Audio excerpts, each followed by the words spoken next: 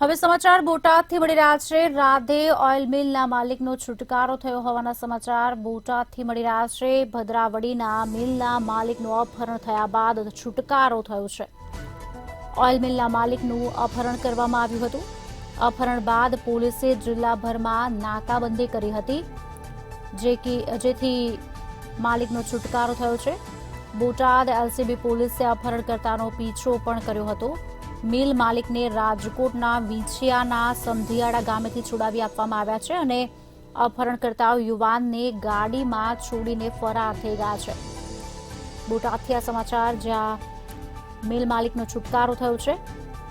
ભદ્રાવડીના મિલના માલિકનું અપહરણ થયા બાદ છુટકારો થયો છે।